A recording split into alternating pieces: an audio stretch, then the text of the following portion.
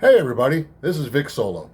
This is going to be the first of a series of videos that I'm going to be doing for my YouTube channel. In addition to my live performances and recorded performances, I am a singer after all, for those of you who didn't know. For those of you who know me, you already knew that. If you're new to the channel, feel free to give a like, feel free to subscribe right here at SoloMan730, and let me know what you think.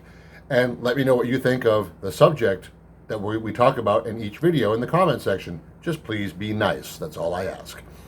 So, that out of the way, two more disclaimers. One, I do not own the music that I'm going to talk about in this video. And number two, this is my opinion. This isn't gospel truth. This is my opinion.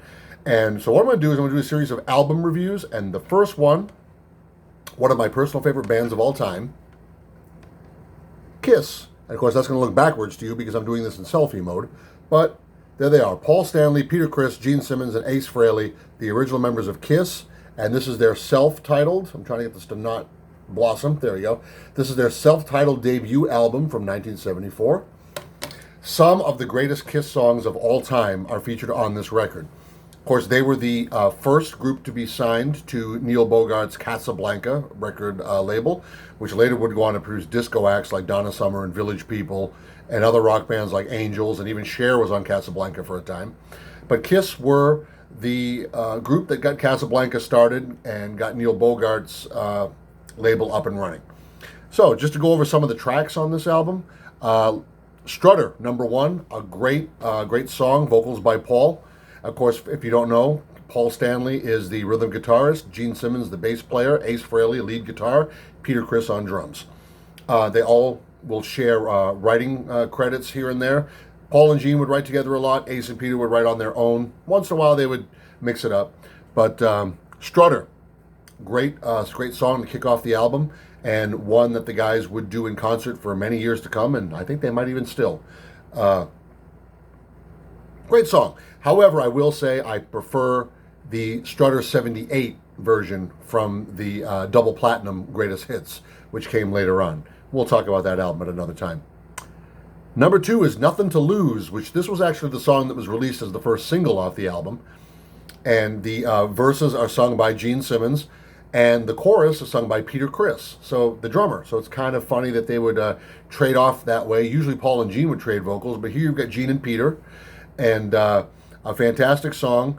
The subtext, listen to the lyrics. That's all I'm going to say, because I'm not, chef don't judge. You know, I'm not going to say nothing about the subject matter. It's a fun, good rockin' song. In 1995, they did it on Kiss Unplugged on MTV. And it was actually Peter Criss and current Kiss drummer Eric Singer in a dual drummer situation, traded off vocals. And just one of those good rockin' songs, good beat, good musicianship.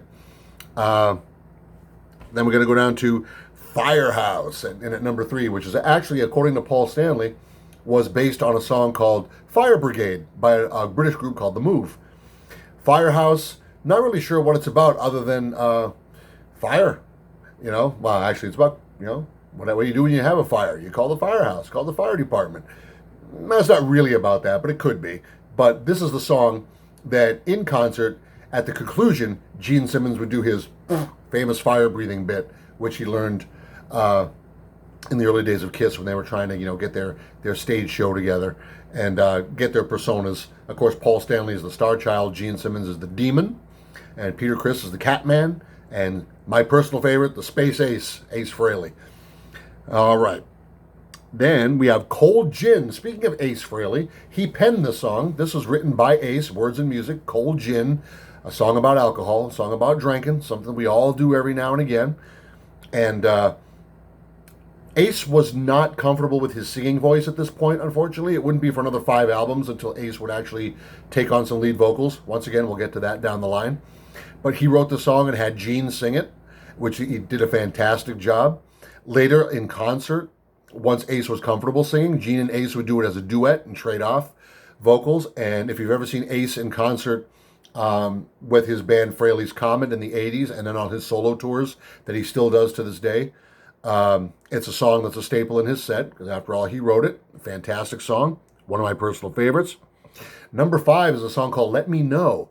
Let Me Know was actually a song that Paul had written, and it was originally intended to be called Sunday Driver for a band that he and Gene were in together called Wicked Lester before Kiss, with a guy named Steve Coronel. And Let Me Know is a fun song. It's got a little bit of a pop vibe to it. It's got some good guitar work at the end by Ace. And Paul and Gene are trading off lead vocals in this one. So it's fun.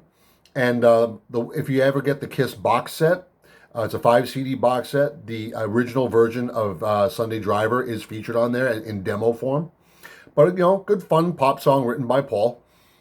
And brings us to number 6, Kissin' Time. Now, Kissin' Time is not a Kiss song per se. It's a remake of an old British rock pop song that they did for a series of kissing contests. You've heard me correct. And Paul, Gene, and Peter all trade lead vocals on different verses, and they all sing the chorus together. It's a catchy little pop song, like I said, that Casablanca had them do for the kissing contest that were going on. It was not originally available on the original vinyl pressing of the first Kiss album, but then when it got reissued, then it started to appear on the reissued versions of the album because it was tied in with the National Kissing Contest. And which a funny story about that is Paul Stanley says that when they showed up for one of the kissing contests, 2 of the participants looked up at him and said, "Who are you?" Kiss wasn't known yet. Little did they know. Little did those 2 smooching faces know that guy with the star makeup and his buddies were going to go on to become the hottest band in the world. All right, fantastic. Number 7 is one of my absolute favorite songs sung by Gene Simmons and written by Gene, called Deuce. To this day, I'm really not sure what the song is about, except that it just seems to be about a hardworking man and he's worth a deuce. Maybe that's a polite way of saying he's worth something else. But great song nonetheless. This is one that they would open a lot of their concerts with back in the old days. In fact, if you listen to their live album, Kiss Alive, it's the first track on that album. And a song that just Gene just kicks ass on. It's just one of those, it's got a great chorus, great verses, great musicianship. The live version is so much better. I'm going to touch upon that in a minute, about all these songs. Most of them anyway. Then at number 8, we have the Love Theme from Kiss. This was actually, and this is an instrumental, and this was actually a piece of an instrumental that the guys used to do in concert in their club days called Acrobat. This is actually just a little section of Acrobat that they used for the first album. And back then, everybody was doing love themes. Every band had a love theme. So Neil Bogart and their Kiss's manager, Bill Aucoin, said, you guys should have a love theme, because that was big in the early 70s. Like Genesis had scored a hit with Follow You, Follow Me, and Yes had done like a love theme type of song. A lot of the prog rock bands, now Kiss is not prog rock by any means, but they said, okay, if it'll help boost album sales, we like money. So they did a love theme. Okay. And then the 9th track on this album, yes, I do have to look at the listing. Number 9 is one of my favorite Paul Stanley penned and vocals performances, 100,000 Years. If you've ever seen video footage of them doing this song in concert, and if you've heard the Alive version on Kiss Alive, which came out in 75, awesome. Just an awesome song. So well written, well performed. Musicianship is fantastic. Ace has a really good solo on this one. This is also in the show where Peter would do his drum solo during the Alive tour.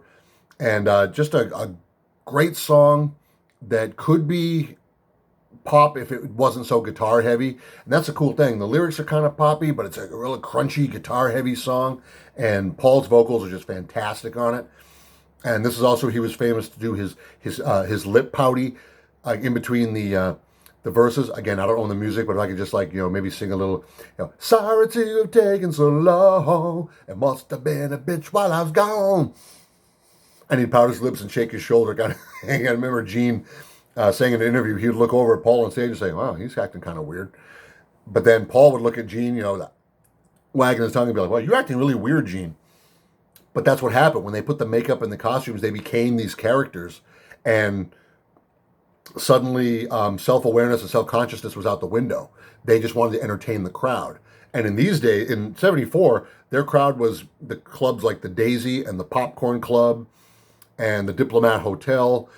They were only playing for a couple hundred people before they started getting taken out on the road as an opening act for people like Blue Oyster Cult and Black Sabbath. And they would get thrown off every tour that they were on because they would upstage the headliners.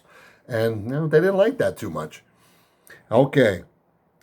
Number 10, the last track on this wonderful self-titled debut album from the hottest band in the world, Kiss, Black Diamond. Black Diamond is a fantastic song. The opening is played very, very mellow, almost ballad-like. And Paul Stanley is singing "Out on the Streets for a Living." He's singing very melodic. Then it kicks in with the boom, and it gets really, really hard rocking. And you're like, oh, is Paul gonna go like? Is Paul gonna sing the rest? Peter Criss, the drummer, sings the rest of it with his raspy, almost Rod Stewart type of voice. Out on the streets for a living, and he nails it. And then years later, when Eric Carr joined the band, he would sing it too, and he sounded almost like Peter.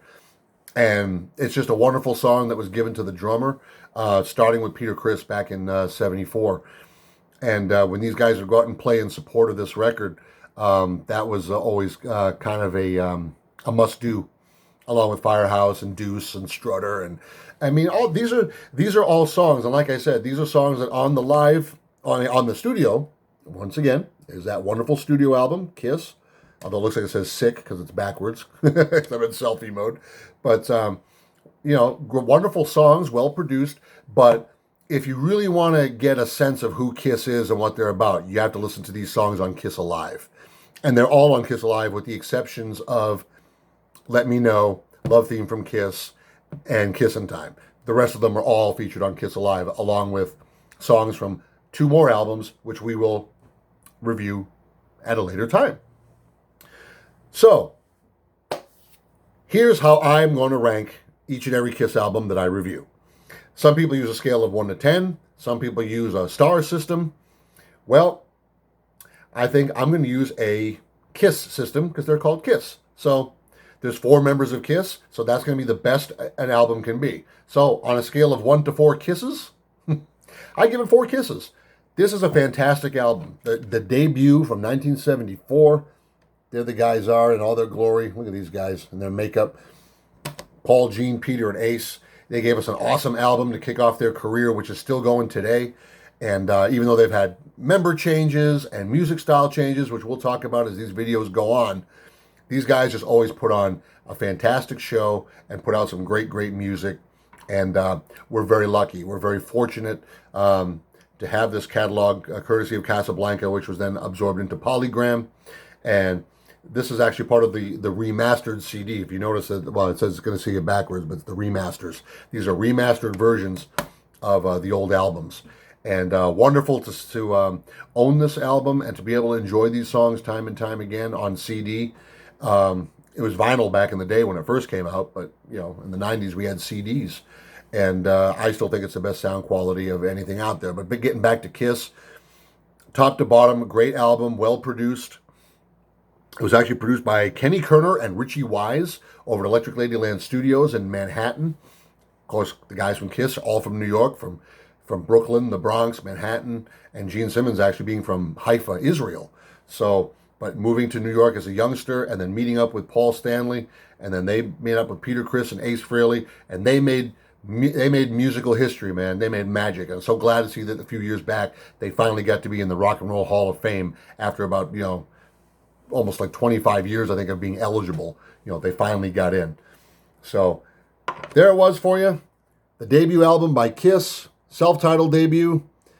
Paul, Gene, Peter, and Ace doing some great rock and roll music for you right there. And stay tuned.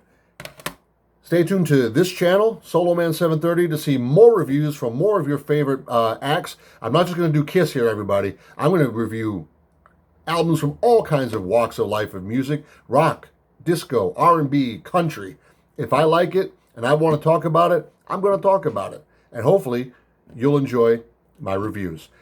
Feel free to give the channel the video a like, the channel a subscription, and feel free to leave some comments down there and let me know what you think of Kiss's debut album. And there's the back of it right there. Let me know what you think of this wonderful album. I love it. I still listen to it to this day. Some fantastic rock and roll songs. And hey, Kiss, rock and roll all night. Well, that comes later on. But fantastic. 100,000 Years, Do, Strutter, Nothing to Lose. Man, I love these songs, and I hope you do too. I'm Vic Solo. There you are. Here I am. I usually say that at the beginning, but I forgot this time, so I'll say it at the end. And again, feel free to comment. Just please be nice. And remember, this is my opinion. Okay? If you don't like this album, well, that's okay. Put on Emerson, Lake and Palmer. Don't get me wrong, I like them too. But, you know, these are just my opinions, my album reviews. And tune in for the next one. Will it be Kiss or will it be somebody else? I don't know. We'll see. Till then, catch you later.